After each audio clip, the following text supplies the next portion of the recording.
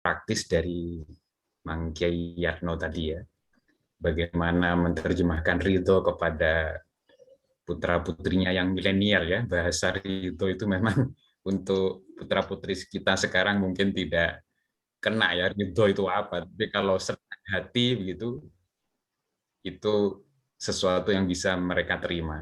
Nah, yang seperti ini mungkin yang kita perlukan ya saat ini. Bagaimana menerjemahkan bahasa-bahasa syar'i Islami yang bisa diterima oleh putra-putri kita ya, murid-murid kita. Baik, saya ingin menambahkan beberapa hal. Tadi sudah Mang Kiai Hasan jelaskan panjang lebar. Arih nafsaka minat tadbiri. Arih itu berasal dari roha ya. Bisa dikatakan bebaskan, lapangkan, istirahatkan. Arih nafsaka minat tadbiri. Lapangkan dirimu dari tadbir, dari ikut-ikut merancang, ikut-ikut merencanakan. Fama qoma bihi ghairuka anka. Maka apa saja yang telah Allah uruskan untuk engkau. Jadi ini maksudnya apa saja yang orang lain uruskan untuk engkau, itu maksudnya Allah kan ya, yang menguruskan untuk kita itu. Ya. La takum bihi li nafsika. Jangan kamu ikut-ikut ngurusi. Udah serahkan itu semua kepada Allah. Mama-mamang yang dimuliakan Allah, dawuhnya Syekh Ibnu Athaillah Al-Ashkandari tentang ini ya. Ini berlaku untuk rencana-rencana yang buruk, untuk rancangan yang buruk. Jadi di dalam syarahnya kemudian dijelaskan, rancangan-rancangan itu ada yang madmumah, ada yang mahmudah.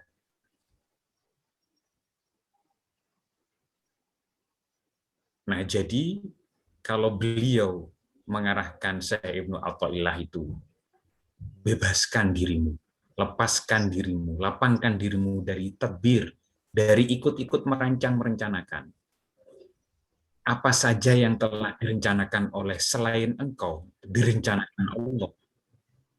Maka jangan ikut-ikut merancangnya, merencanakannya, ikut menentukannya, tidak usah ikut-ikut.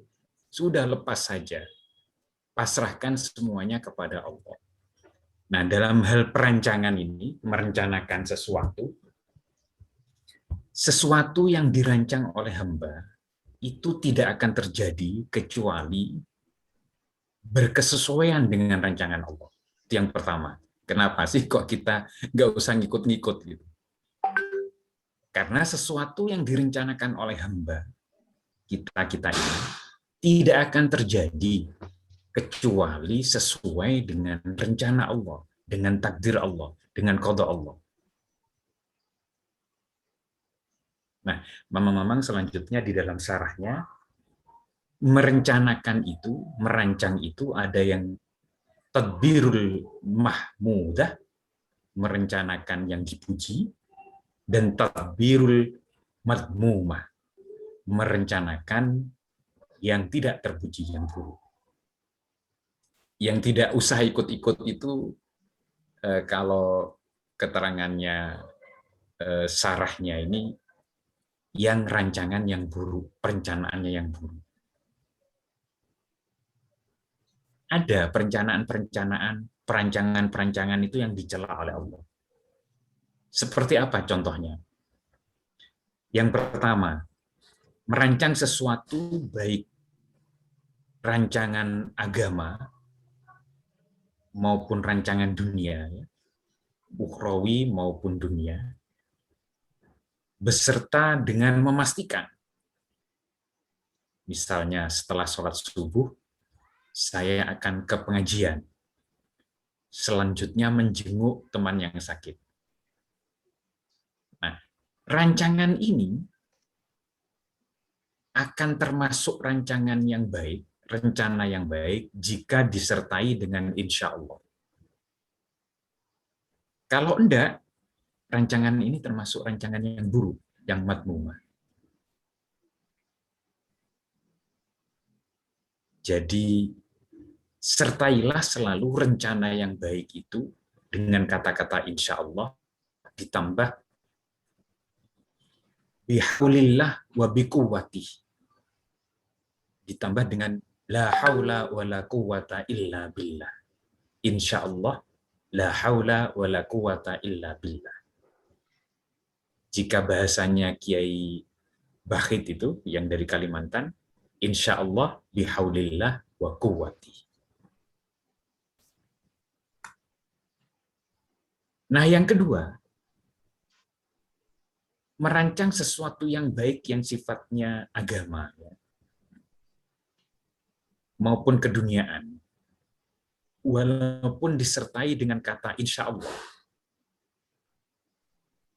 itu masih dicela kalau meninggalkan kata-kata bihaulillah wa biquwwati. Nah ini ya, ini insya Allah saja kita sering melupakan ya kalau merencanakan sesuatu. Apalagi tambah bihaulillah wa quwwati wa biquwwati. Jadi menurut syarahnya Al-Hikam ini merencanakan itu, sekalipun perencanaan itu sifatnya diniyah, baik, itu sertailah dengan atau sambungkanlah di awal maupun di akhir dengan kata-kata insya Allah, jika Allah mentakdirkan, mengizinkan, dan dengan kata-kata bihaulillah wa biquwwati. La haula wa la quwata illa billah. Tidak ada daya dan tidak ada upaya kecuali berasal dari Allah SWT. Yang ketiga, merencanakan itu baik rencana dunia maupun rencana akhirat. Itu tergolong buruk jika meninggalkan kewajiban. Rapat kerja, rapat takmir masjid, tapi lalu meninggalkan sholat. Itu rencananya buruk. Apalagi lalu tentang rapat kemaksiatan, tentang maksiat. Nah, itu bisa dipastikan rancangannya termasuk rancangan tadbirul madmumah, rancangan yang buruk. Yang keempat, yang termasuk yang buruk, merancang sesuatu dari dunia untuk dunia, misalnya merancang untuk memperbanyak dunia dan harta, supaya bisa bermegah-megah dengan itu. Misalnya besok saya ingin menjual ini, untuk beli itu, agar untuk untungnya banyak, lalu biar bisa saya pakai tamasya. Nah ini tidak ada rencana dunia untuk dunia, dan hubungan akhirat sekali. Nah ini rancangannya termasuk rancangan buruk. Yang kelima, merencanakan sesuatu dari dunia untuk dunia dengan lupa kepada Allah SWT. Ini juga termasuk rancangan rencana yang buruk. Yang keenam, merancang sesuatu baik dunia maupun agama untuk akhirat untuk menghasilkan maksiat kepada Allah. Misalnya merancang untuk ibadah untuk akhirat tapi maksiat kepada Allah, gimana?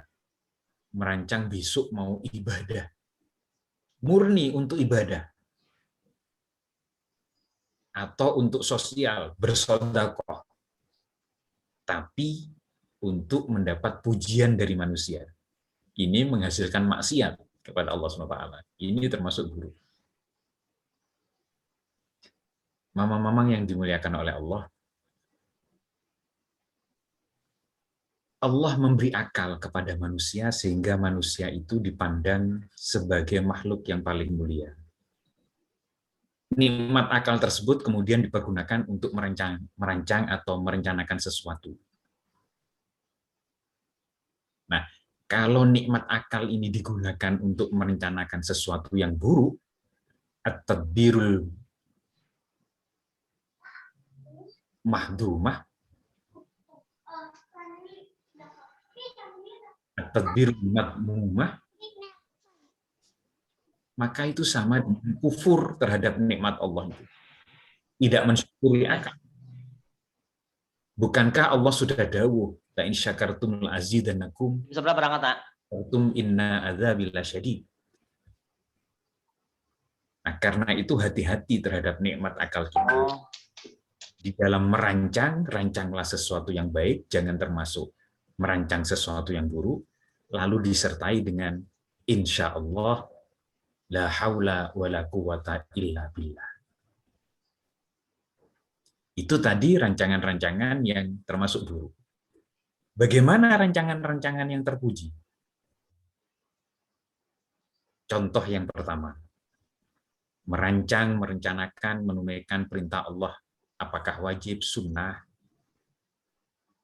atau termasuk mengerjakan yang utama-utama, meninggalkan yang tidak utama. Disertai dengan insya Allah, wa bihaulillah, wa biquwati. Insya Allah, la haula wa la quwata illa billah. Yang kedua, merancang dan mengatur, melepaskan tanggung jawab dengan tetap berpegang teguh kepada kata-kata insya Allah, bihaulillah, wa biquwati.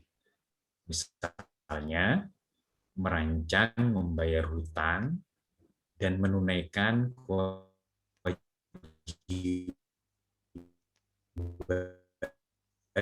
kepada seseorang karena sudah janji, ini termasuk rencana yang baik. Yang ketiga, merancang untuk melumpuhkan hawa nafsu, merencanakan untuk melumpuhkan hawa nafsu dan setan dengan tetap berpegang kepada insya Allah, wa bihaulillah, wa biquwati. Ini termasuk rencana yang baik. Bagaimana ya merancang melumpuhkan hawa nafsu? Misalnya dengan berpuasa, insya Allah saya besok berpuasa untuk melumpuhkan hawa nafsu yang ingin makan saja.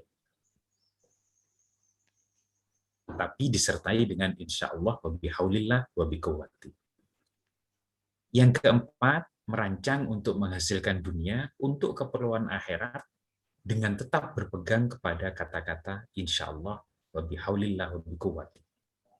Misalnya, merencanakan mencari penghasilan yang halal untuk lalu bisa digunakan menafkahi keluarga, berangkat umroh, berangkat haji, bersodakoh. Rancangan rencana yang seperti itu adalah rancangan-rencana yang baik. Jika disertai dengan kata-kata insya Allah, wa bihaulillah, wa biquwati.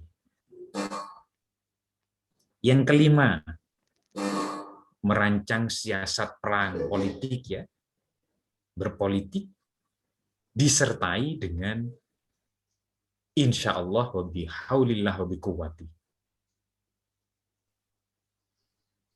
Yang keenam, merencanakan untuk menghasilkan dunia, untuk menikmatinya, supaya syukurnya tambah besar.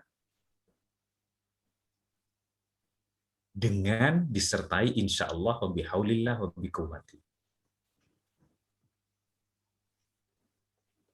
Ini ada contoh ya. Ini untuk yang suka makanan yang enak-enak ya. Syekh Abdul Hasan As-Sazili Al-Hasani. Beliau adalah kakek guru dari Syekh Ibnu Athaillah.